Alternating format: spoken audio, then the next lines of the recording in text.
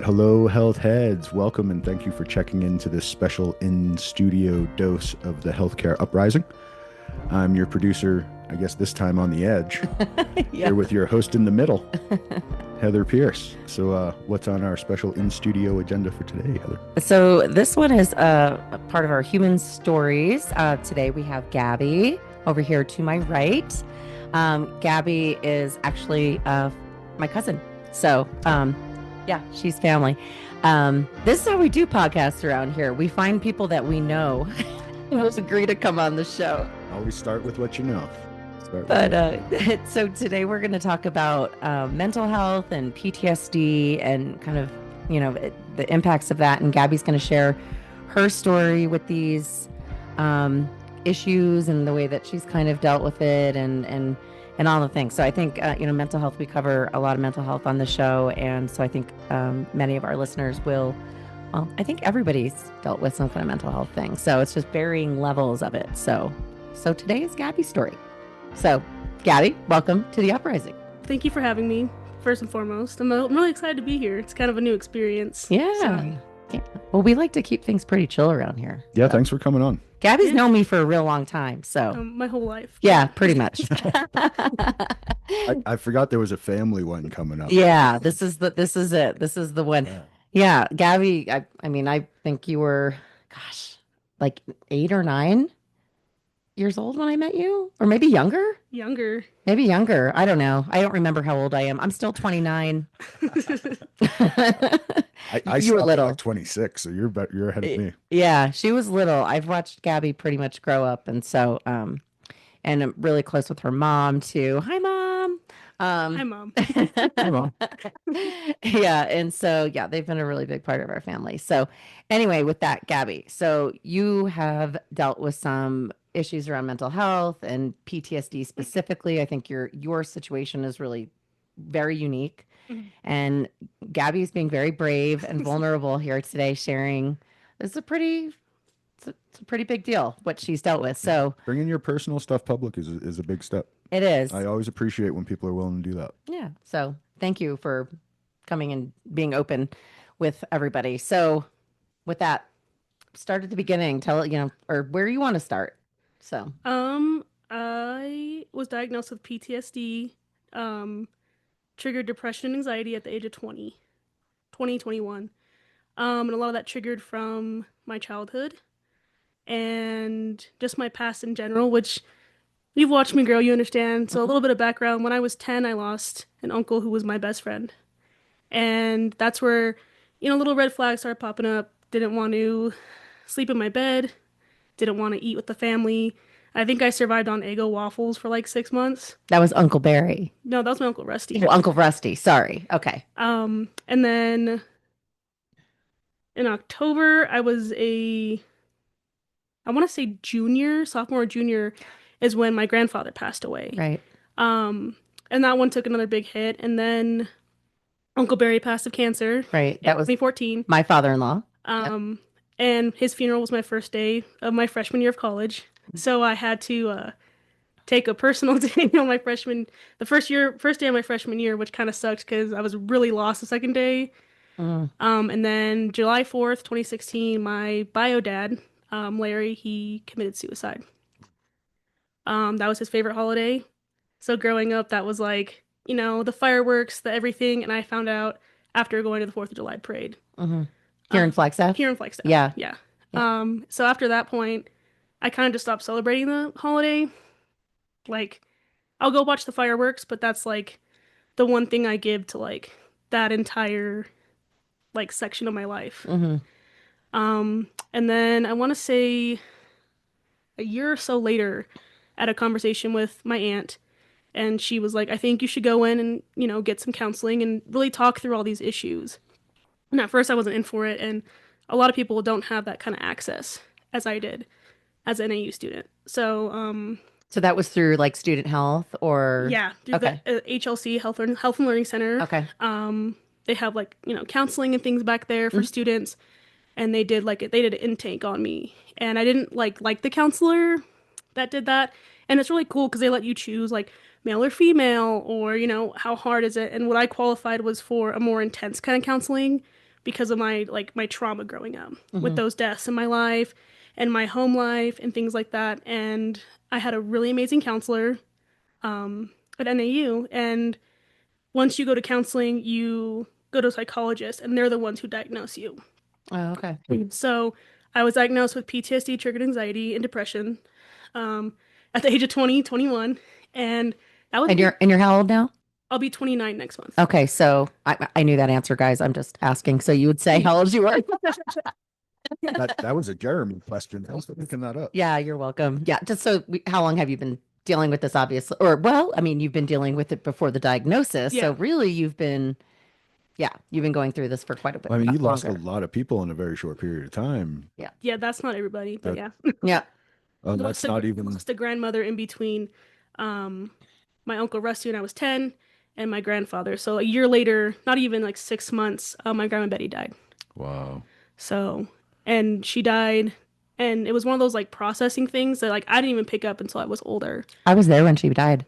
Yeah. I was there in person. I literally So watched her pass. Wow. she also lived with us, and so at Yeah. that point, it was kind of like I had all these people who had lived with me who have just kind of like, Hmm.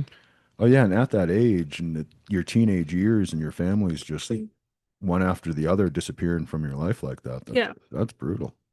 Yeah. yeah, There was a lot of loss. And being young, like that's like such yeah, a influential kind of, what do they say, the formative years, right? Yeah. Like yeah, where you start, I think, creating your kind of ideas and concepts of the world and like how you view things, right? And you start to kind of become who you are as an adult too, and to have so much loss. And these were not just like, oh, it was like a cousin that, you know what I mean? Like that I didn't really know. Like these were people you were really, really, really close with. yeah. Yeah. And then after my bio dad, I lost my great grandparents. In between of like starting my health journey, my counseling journey. So I'm thankful that I had that person there that I could talk to during this. So yeah, a lot of death is what actually made me find my diagnosis.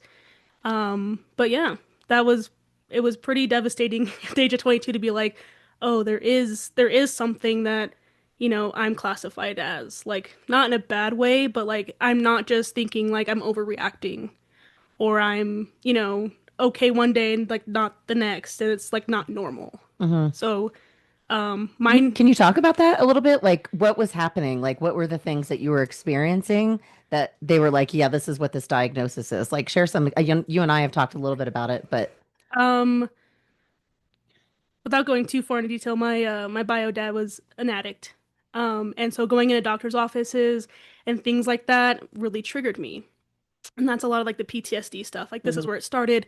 This is where, the beginning of every bad memory happens is at a doctor's office. And painkillers to be specific, right? So Yeah. yeah, Um, which I remember yeah. because I was an adult knowing your dad and seeing him in pretty bad way a Yeah. lot and thinking, gosh, how hard this must be for Gabby being around this all the time.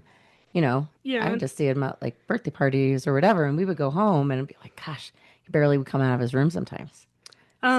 As a kid, I didn't notice it as much. Hmm. As I got older, as a teenager is when I was like, oh, this sucks. Mm, A lot of the time, like I played a lot of sports to get myself out of the house. I was on a basketball team, on a softball team. I was never really home. I had a group of friends I went and I hung out with, and it was just kind of like, this is my normal hanging out with my friends or being at friends' houses until my mom got home, things like that. But anyway, when they classify you, basically it's like a scale. On a scale of 1 to 10, do you ever feel this way? And that in that moment, it's very vulnerable and it's very hard to be honest hmm. because a lot of people are like, well, I'm weighing this line of like they're just going to put me in a mental institution. And I asked that question straight up, like, if I give you these answers, am I going to be sent away? And she said, no, because this is not what this is for. This is just to classify you. Mm. Now, if I were to, Like afraid to be honest yeah, about what you're feeling, like not knowing what the consequences of that might and be. I think a lot of people my age or younger are scared of that. They're Mm. scared of like, I feel like some days I can't get out of bed. I can't pull myself out of bed. That makes me depressed. They're going to call it in. I'm going to go to a mental hospital. Hmm. And I think it takes a lot of courage to do those things. And a lot of Hmm. people don't realize like when you walk into a space like that and they're like, tell us everything that's wrong with you, you're like, pump the brake. Because Right. I don't know.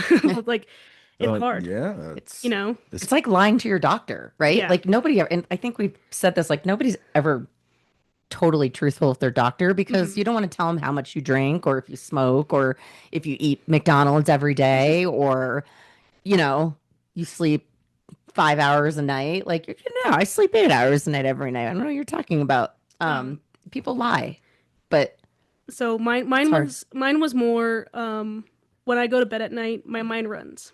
Mm, And so I was prescribed it was called Doxepin. It was to help reset the receptors in my brain so I could fall asleep at night.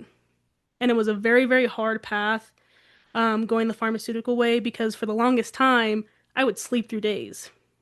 oh, Like, wow. Oh wow. if I wasn't waking up and going to work, I was sleeping through my weekend. Like, waking up at 3, 4 o'clock in the afternoon and starting my weekend at that point. Because of the meds? Yeah. Okay. Did So that stop it eventually? stopped eventually. Like, I was like, this is too much. This is too high of a Uh, dose. They lowered it. And then I remember 2022-ish. So it was about 3 or 4 years on the medication by this point. And I was feeling like a zombie. Like I was just going through like different kind, like just a routine. Like mhm. wake up, go to work, come home, make dinner, go to bed. I just felt not myself. Um, and I consulted my doctor and they were like, you actually really don't need it anymore. I didn't get like a transitional period.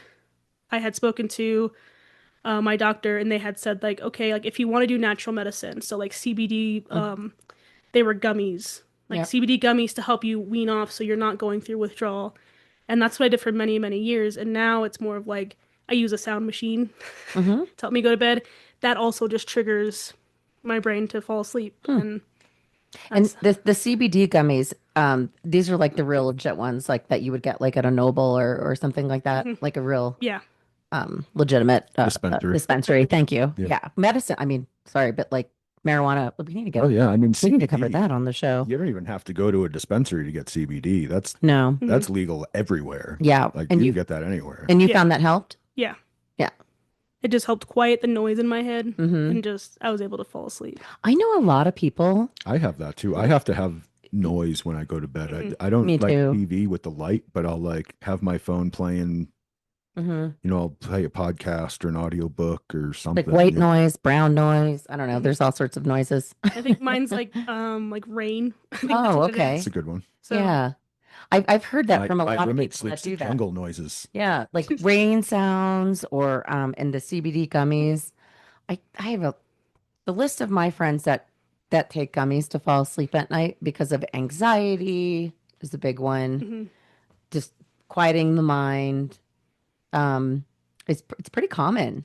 And how great to have an option like Yeah. CBD, right? Good for That's pain too. natural. Yeah, so we're very much in support of THC Yeah. products. So yeah, it worked for years, Yeah. honestly. And then once now where I am is because one of my counselor, but also two, I reached a certain point where I no longer qualified for that high intense counseling. Oh, like a step down kind of Yeah. approach. So I could That means you're getting better though, right? yeah.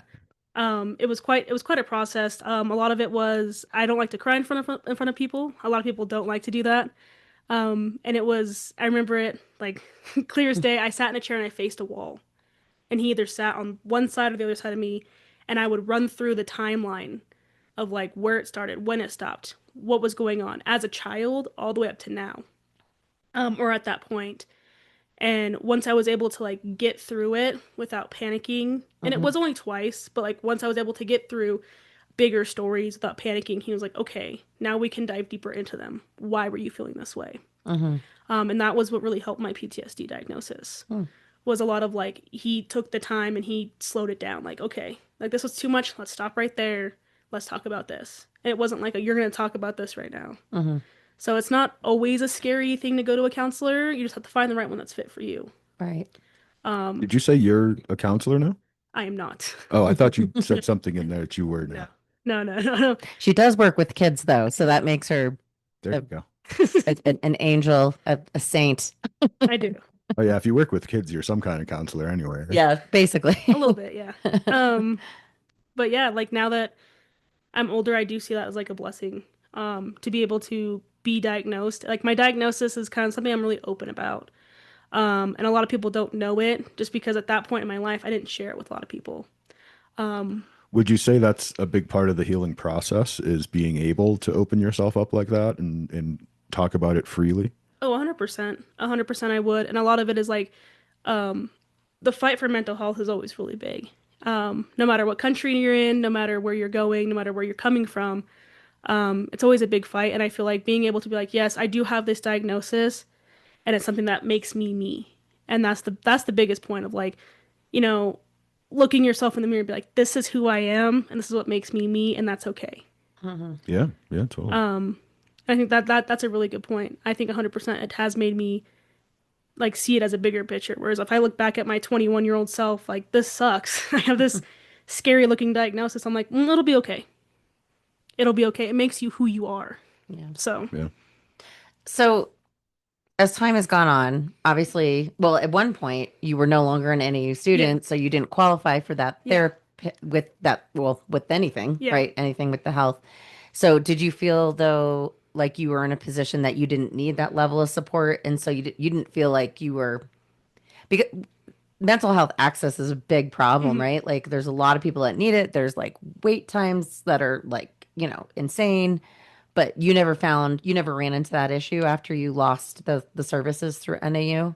Um, no, my counselor said it was more, we celebrated more like a graduation Oh, okay. of from counseling because at that point we were seeing each other once a month instead of twice a month, and originally it was once a week. Oh, wow. So it wasn't as big of a deal then at that point when I Mhm. stopped receiving my services.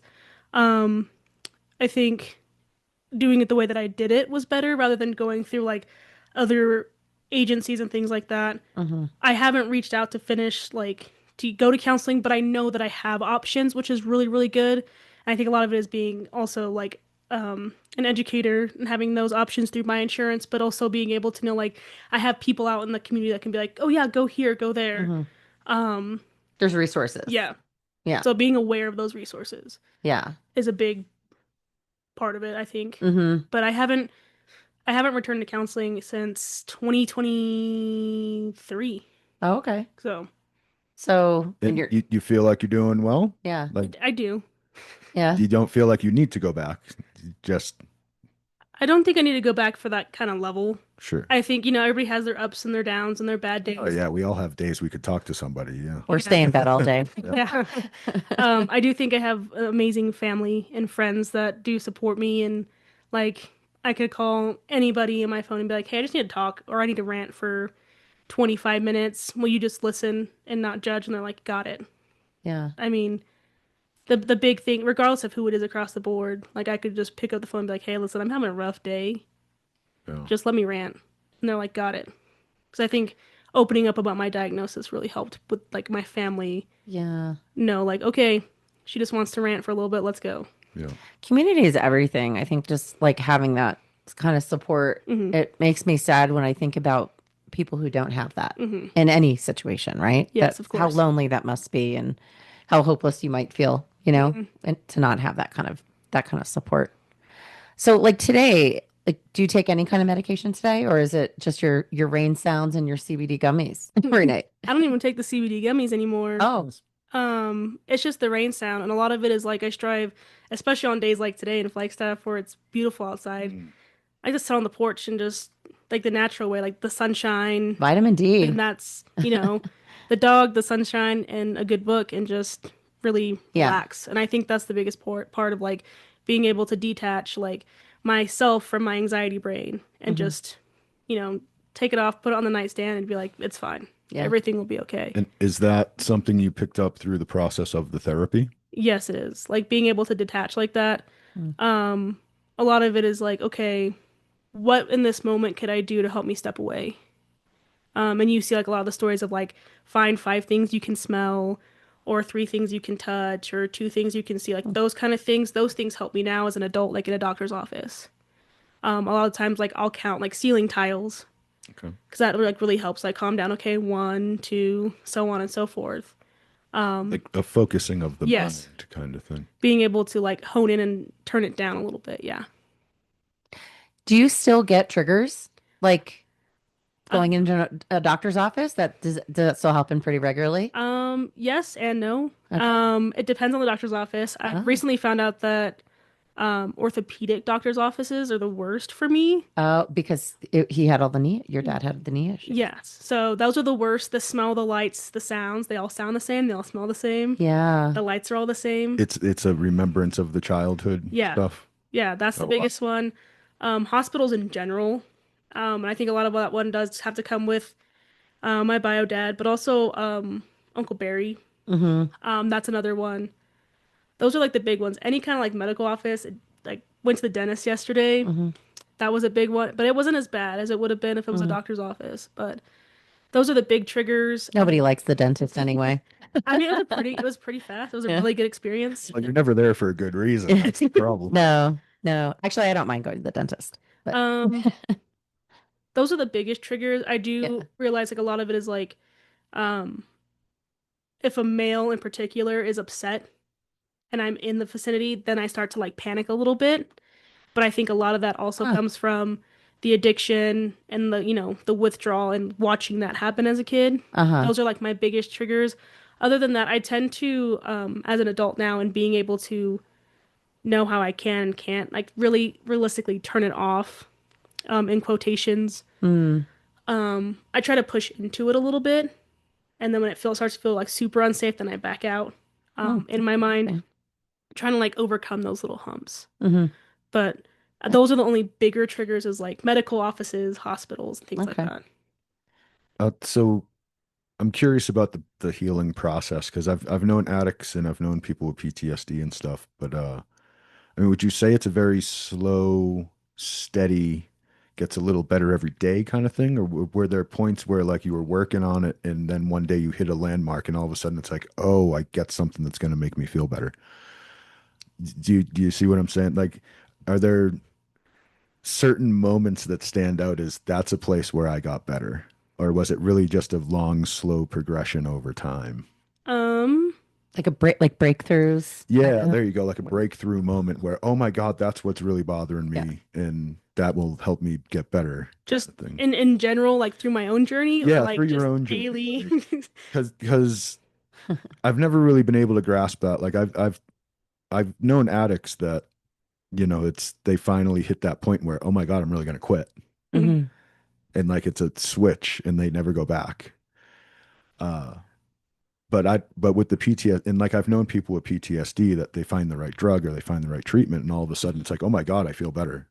Like it's a switch. Did you ever have a switch moment like that, or was it really just a progression through time that you learned how to just be better in your own mind? I would say it was more of of like a progression through time. Um, and a lot of it, like the events that had played out prior to the death and after, um, I think a lot of it was avoiding those events before and after.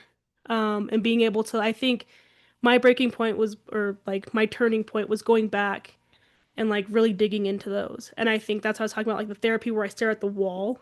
Right. That was the biggest turning point. So it was a progression over time then. Would you say were there any actual drugs that helped on top of the therapy? From what you've already said, the therapy itself helped, a lot. Dachshund was With the sleeping. Doxycycline, That was the yes. only one you were ever on? Hmm. Really? Oh, that's the only actual medication you ever took. Yeah, Oh, so wow. if you can correct me if I'm wrong. But what it did was it made like basically the serotonin in your brain boost. So while I was sleeping is when it worked the most. So it would help me in the morning when I wake up, my mood would be better. It would help Oh, quiet those receptors in my okay. brain. Like Okay. like be quiet, you got this. Like it influxed like the basically the way they explained to me like it increased the happy hormone Okay. and decreased the hormone that like influences your brain to go one way or the other. Was it like a 24-hour, like Yes. slow, what is it called? Like a Slow release. slow relief. Thank Yes. you. Yeah, that's what okay, got it, got it, got it. So when I took it at night, a lot of it came out at night, but then it helped push over into the next day. Okay. Okay. Yeah. I'm so fascinated by this stuff because truthfully, I'm really lucky. I've never dealt with any kind of like serious depression, PTSD, no like mental. I mean, literally, if you look at my LinkedIn profile, it says human sunbeam. It's part of my profile. My friend Sabrina, who's also my financial advisor, and she's also going to come on this show to talk about her very interesting condition that she has that I can't say Hmm. because it's so complicated. She called me a human sunbeam. And I'm like, I'm putting that in my LinkedIn profile. So I am a happy person. I don't know what it feels like to be depressed. Like other than like small moments here and there where I Hmm. probably felt, like everyone feels down. Yeah. But I've never been depressed. I've never had PTSD. I can't say that I've ever needed remotely been close to needing any kind of mental health treatment. And so I don't understand it. Hmm. Like I don't understand it. And I have so many friends that have gone through something, right? And Hmm. everybody's different. So different. And it's fascinating to me. And I'm glad that I can at least be like the positive human sunbeam. I didn't know people without depression existed. I didn't know that was a thing. And on some level, I might be one I of thought them. I thought everybody had days where they couldn't get out of bed. Not me. Yeah, I would agree with you, and I didn't know people without depression didn't exist. Yeah. And I think a lot of it is just because of the way my life has always been and what I've gone through. I Hmm. think the biggest thing. So I'm happy for you. Yeah. I'm here for you. Good for you. I'm here. I'm here for you Well, too. you've talked And about I'm here things. for all of you. You've talked about things though, Heather, like when you were going through your infertility stuff and trying to get pregnant, That was you that would, you was would hear your friend was pregnant and you would start crying. that would be really heartbreaking for me. Yeah, That's when depression. it, Yes.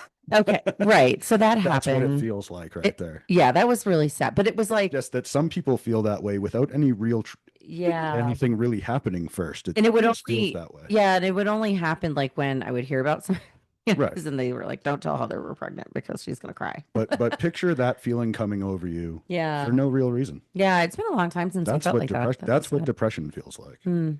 Okay. Noted. So you understand it. I You just don't. definitely do. Yeah, it's just not something I've dealt with for like any length of time, I Hmm. guess. So anyway, well, yeah, like everyone has something different. Yeah. So And I and and Yeah. and this is a lifelong mhm. diagnosis, right? Like this is forever. Like Yeah. PTSD with say it again. PTSD triggered anxiety and depression. It doesn't go away. Like Anxiety and you have it depression. forever, right? Yeah. Okay. It's not something that like on one day like, oh, It's you're cured. gone. It's Right. it's something you got to manage. Yeah. Yeah. How And do you manage it? And a lot of it is, just family, friends, Mhm. sunshine. The winter is when I struggle the most. Mm, Um, it's like seasonal depression. it gets worse. You get one of those lights? I don't. You should. I probably I have should. a friend who lives in Seattle and she gets seasonal depression because it's so damn cloudy up there. Yeah. And she has one of those lights and she sits underneath it. Yeah, She that's says it why helps. that's why I had to leave New England. That's why I live in Arizona Mm, because of the sun. 300 and Oh, I had the sad. what, 50 days of sunshine per year or something like that? I had the sad, man. Come February in New England, Yeah. I couldn't get out of bed once by the time February rolled around. Like I did Mhm. not want to get out of bed. I'm like, I'll get out of bed in May. Yeah. That's my roughest month here. That's terrible. Yeah. I would say January to like mid end of February. And I think a lot of it's like all the Christmas lights come down and all Oh, the seasons are over and it's just like bland, dark, yeah. Yeah. like It's cold. it's cold. Here for us, it's cold. But at least we have sunshine The here. sun still shines. Yeah. That is a thing. That is, But it's not shining at 6 o'clock in the morning when I no. work. So that's the hardest part. Like going to work in the dark and coming home from work in the dark is Uh-huh. the hardest part. I would say Yeah. Monday through Friday. So by the weekend, I'm like, I have to sit outside. Yeah, you got to get the sun. So this actually made me think of something. For somebody with this kind of diagnosis, or anybody, I think that has like any kind of like mental health, anxiety, PTSD, depression, is what you do for a living important to your general kind of demeanor and happiness? Like, do you feel like what you do has to be fulfilling? Like, I wonder, like, I feel like I've got friends that what they've chosen for work is either going to hurt them or help them. Um, it's a very good question. I didn't prep you for this one. Sorry, Gab. I do. You can plead the fifth. No, I don't because I'm thinking of the words to put in my head right now, or my Mhm. mouth right now. Okay. But You said you work with kids. I Do you do. want to be more specific about what you do than that, or I mean, you don't have to. I don't know what it is. Really, Okay. just because it's the Flagstaff community. Sure, sure. Um, and I'm already coming off very, very, very vulnerable in the Flagstaff community as it is. And everybody knows each other here. Everybody does know each other here. Without going too far into detail and keeping privacy, I work with children and help them read. Oh, cool. I've worked all over the place with what I do, and I do feel like watching the kids grow and watching the kids prosper and watch them graduate high school, which some of them did this past 2 weeks ago. That were yours? That were my first third graders that I Oh, had at, that's so cool. Nice. um, I think that's the part that makes me happy. Yeah. I think being able to build those relationships and know that they're lifelong for those kids that remember who I am and tell me I just graduated and I graduated with this GPA and I'm going to this college and I Mhm. want to do this with my life. I think that's the end goal Yeah. in my career, and I think it does boost my mental health, like in a positive way, and it's not a crutch. It's not. I just don't think with what I do have, I can't sit at a computer all day in a Mhm. cubicle. I can't sit at a desk. Mhm. I don't want a desk with my name on it where I sit all day and look at someone's budget or That sounds like I feel torture. that. or pick up the phone and have to call five people to figure out what's wrong with this. I think Uh, with what I do in the community is very well rounded for mhm. my mental health That's and good. my mental health, quote unquote, disability, if you will. Mhm. And teaching kids how to read is good for the community. Yeah. Fulfilling, Everybody meaningful should work. thank you for Yeah. Yeah. All hail Gabby. Yeah. So, that's a great question though. That's why I was like, I don't know what the words would be, but Yeah. it's It's true though. You got to know what's good for you. Because yeah, I tried desk jobs early on. I couldn't do it either. I can't sit at a desk like that. Hmm. yeah. I can't either. It's one of those like I'm like, oh, I could work here, and what I really originally wanted to do in public health, I would be sitting at a desk for a long Yeah. time, You probably would have. and realizing the back and forth of like, I'm happy where I am. Yeah. So you're glad you went down this path and in Yeah, terms of managing yeah. your mental health, whatever. Hmm. What do you call it? I'm not Um, even sure. Like, what's like a respectable way to refer to this? Hmm. I call it like my special gift, but Okay, I love that's just that. me, That's like great. my little special gift that Yeah. that keeps on giving. I But feel like saying your mental health condition. Like, I mean, that I'm like, we're not doctors and we don't play one on TV. Well, I mean, And it's I don't want to act like I know what I'm saying either. So, yeah, yeah, I, that's, I mean, I think the synopsis of the whole background you gave us was all these things happened and you weren't able to process them in that time, hmm and they just built up on top of each other. And it wasn't till you were under this giant pile of this stuff that were able to start processing it. hmm And it's just taken you this long to process through all of that for yourself and finally get to a point where you can be at peace with it in your own mind. yeah. That No, I completely agree. Like it kind of just in one day exploded, and I was not in a good space. And if it weren't for this family member, I probably wouldn't be where I am today. Um, and for me, it's more of like okay, like I have to do better than the person that was before me. Or what some people see as breaking the cycle. mhm. yeah. And it took a lot of work and it was not easy, but I can successfully say that I broke the cycle. And I did it like on my terms. Like even to this day, I'm like, you know what? I'd rather go to physical therapy or yoga to fix my problems. I don't want to go to a doctor. I don't want the medicine. So that's where I see it. Of like the processing happened, and then this is what I want for my life now. Right. Hmm. And because of your witnessing the pill addiction and Hmm. whatnot, is that what kind of kept you away from the medicines? Yeah, Yeah. yeah. Oh, yeah, that would make sense. I would say like 4 or 5 years ago, I had a root canal, and it was like I'm not taking this medicine. I don't want it. Uh-huh. And I ended up like waking up at 3 a.m. being like, okay, maybe I do need a little bit of it. And then I think I took a half and then took the rest back to the dentist and said I don't want these Yeah. because I was like I don't. I'll just take like 800 milligram Yeah, ibuprofen. it's like 4 ibuprofen, 2 Tylenol, and we're good. Yeah, you But can't get addicted to ibuprofen. yeah, it'll burn a hole in your stomach. So Right, we're not doing eventually. it. So Don't do that. Still don't do too much. Yeah. yeah. So yeah, I do see it as that way, Okay. but I do see it like Which makes sense. You don't want yeah, to get anywhere near that addiction cycle if Mhm. you've witnessed it already. Yeah. Like, and especially if it's in your family, everyone knows that, if it's in the family, then it's in you a little bit somewhere. So, Hmm.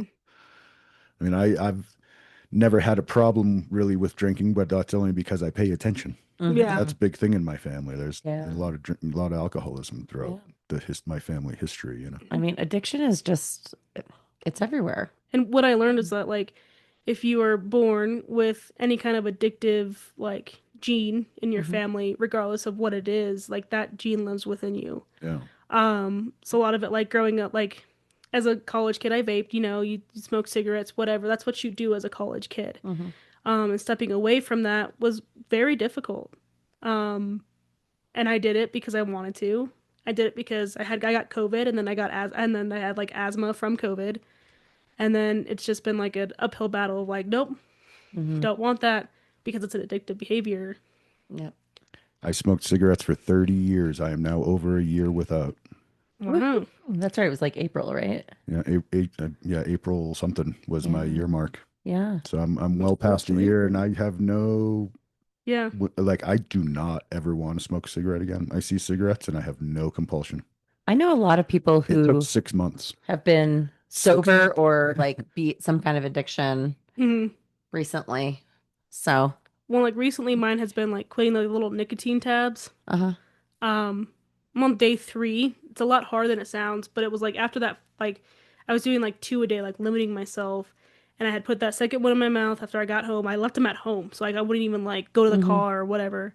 Um, I got lightheaded and I didn't like the way it made me feel, and I haven't touched them since. Oh, wow. Because I was like, for whatever reason, it just like it turned me away. Hmm. It's like I've been going through a pack of gum like crazy, but that's like the one thing like, Yeah. oh, I have the sensation pack of gum. I'd rather be addicted to gum Yeah. than Oh yeah, that's way healthier. It's a way yeah. better vice to have. So Even if it's sugary gum, it's way better than cigarettes. Yeah. so that was something I learned in counseling too. Was like any if you're born with someone that has a very high addictive gene pool, you will most likely sometime in your future have to fight against those. Yeah. Um, and so that's what I meant by like breaking the cycle. Yeah. Sure. So That's of awesome. just we're done Good. because I can't. Yeah. I don't want that for me. Good. So, do you feel like you're living like your best life at this point? Like this is like a manageable thing, or maybe not your best life, but like a healthy, good life. Like you feel good about where things are at, and that if you can maintain this, that would be good. Or like, do you think that it's like maintenance, right? Like, Yeah. are we maintenance, or do you think you need to like check in and maybe? I think it depends on the time of year. Yeah. I would say the past couple years have thrown a lot of curveballs my way, Mm-hmm. both negative and positive. I, had some issues with some roommates, Mm-hmm. and then realizing, in the past, you're like, I don't want roommates that are roommates. Mm-hmm. Which came into like my boyfriend and I living together. Mm-hmm. Um, and it hasn't been like a roommate scenario. Yeah. It's different, and it's a life it's a life curve for me. Mm-hmm. There's 2 of us. I'm cooking for 2 of us. We're meal prepping for 2 of us, but it's more You positive. meal prep? I do. Impressive. I don't, and I have a family. And by meal, My poor family. What are we having for dinner? I don't know. by meal Ask me prepping, tomorrow. um, it's mostly like we go to the grocery store, like this is what we want to eat. That's Yeah. my meal prepping. Oh, Like it's I good. don't cook it. I don't cook it until the day of, but um, I would say I'm still impressed. I think it is a healthy lifestyle now. Like That's of good. where I am. There is some maintenance depending on the time of year. It is summertime, so I am my happiest, healthiest Mhm. self. But in the past 12 weeks, with my hand injury, Mm. I've been going to the gym. Mhm. And the giving up the nicotine packets was for me to continue to be able to go to the gym Mhm. and use the money I'd pay for those nicotine packets to pay for the gym's There you the go. physical trainer. Gotcha. So that's the way so Good. I'm putting down one really negative addictive behavior and picking up one that's more healthy. And then and the working out releases serotonin, Yeah. which is a good thing. Yeah. Yeah. That's a good addiction Yeah. exercise. You get that high, like the runner's high, or or me, like when I actually start cycling again, I get like a runner's high when I'm on the bike. No, and I get it, and my coworkers and my boyfriend will contest this. They hate Monday mornings when I come into work or when I come home from work because I'm just like pumped and I'm ready to go, and they're like, "Can you please stop?" Oh, So, if I'm you're on, just like amped up. and if I take pre-workout, it's even worse. Oh boy. I'm bouncing off the walls. So, yeah, That's funny. Well, and you have a good partner, I do. right? So I do. like that's a wonderful thing. you to know, have in your life. and I think that's also part of like the where I feel like I'm breaking the cycle point Yeah. of someone that sees me eye to eye, someone that, Yeah. is the same way. Like, let's just go to yoga, my back hurts. Yeah. I'm gonna go to a chiropractor because I feel like my hips are out of line. Cool. Yeah. Things like that. Like I- more of the like, your leg hurts, let's stretch it out. Those yeah. kind of things. That's good. So, well, I want to start to kind of wrap up the Mhm. conversation. Is there anything you want to share that we haven't touched on, or do you feel like we've covered everything? Especially for anyone out there who's where you were before you Yeah. started your therapy. And maybe some advice if you want to leave some wisdom having gone through something like this, Um, going through Just like, give us your whole life philosophy right everything. now. Yeah. um, No pressure.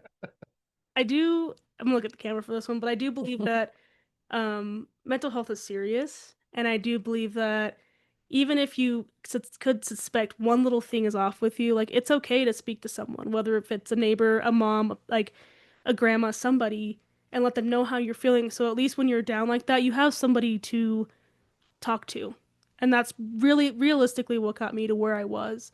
And it is scary. It's not gonna be easy. It's not like, oh, I'm gonna walk in here and walk out a brand new person. It's a lot of work. It's a lot of homework.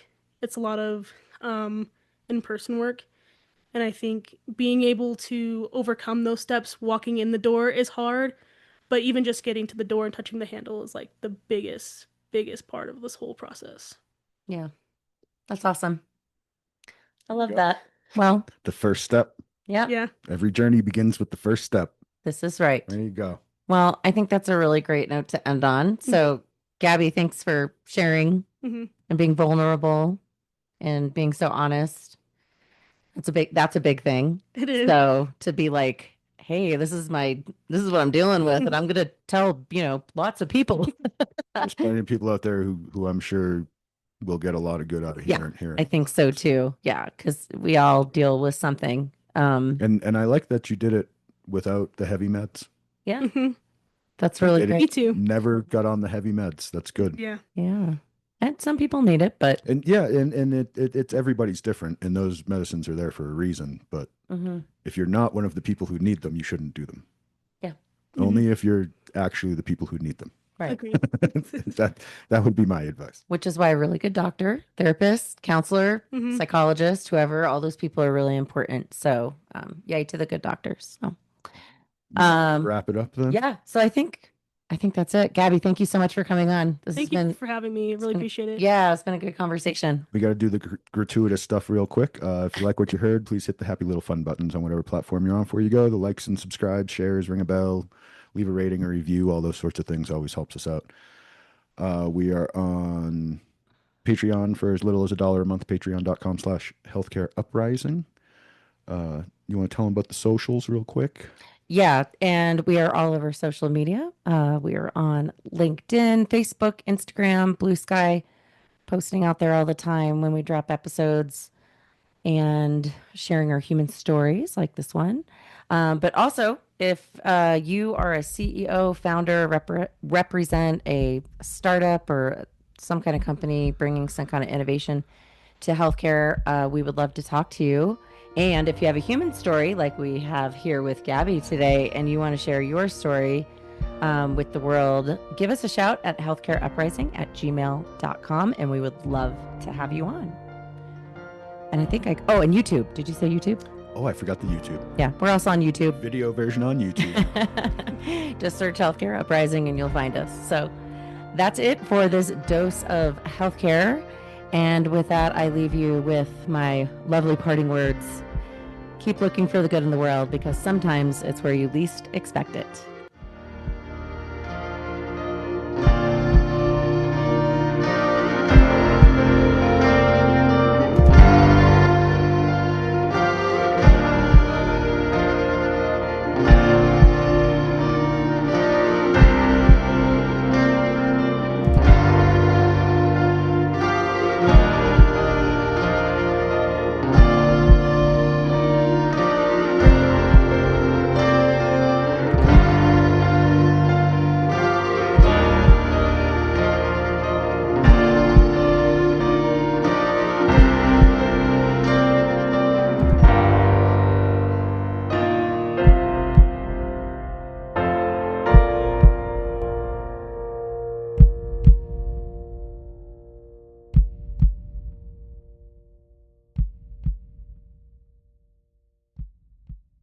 This has been a Shut Up production. Shut up!